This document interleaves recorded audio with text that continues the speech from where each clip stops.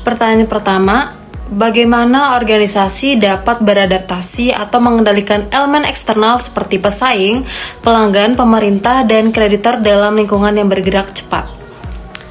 Jadi organisasi itu harus memantau tren pasar, regulasi, dan perkembangan teknologi secara aktif, serta membangun hubungan baik dengan pemangku kepentingan seperti pesaing, pelanggan, pemerintah, dan kreditor untuk merespons perubahan dengan cepat dan fleksibel.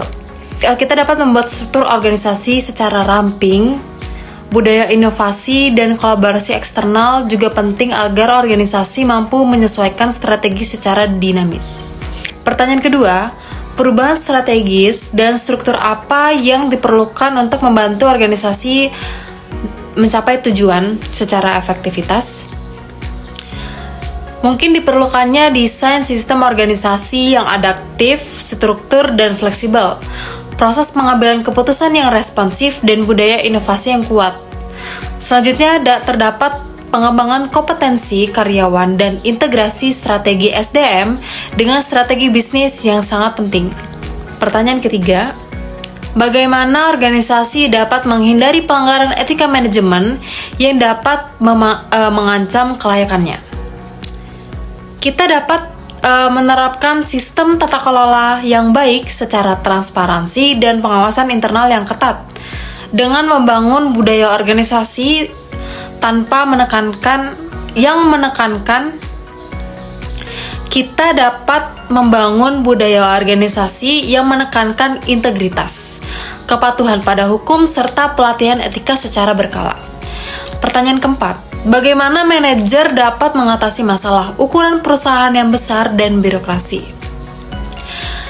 Dengan kita menerapkan struktur organisasi yang lebih datar dan ramping untuk mencapai pengambilan keputusan serta mengurangi birokrasi, serta menerapkan desentralisasi wewenang agar keputusan dapat diambil lebih dekat dengan sumber informasi dan aksi.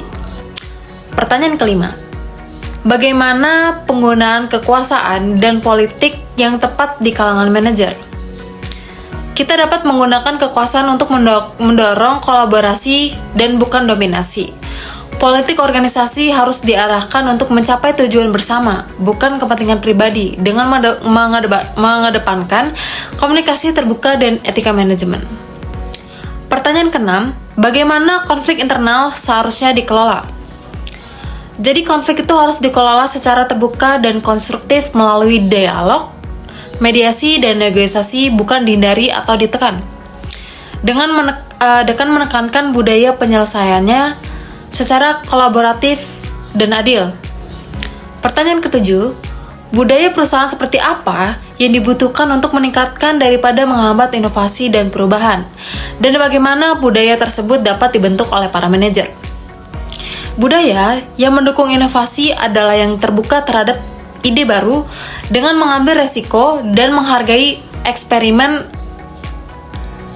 para karyawannya. Manajer dapat membentuk budaya ini dengan memberi insentif pada ide baru, menyediakan ruang kolaborasi, dan memberi contoh keterbukaan terhadap perubahan.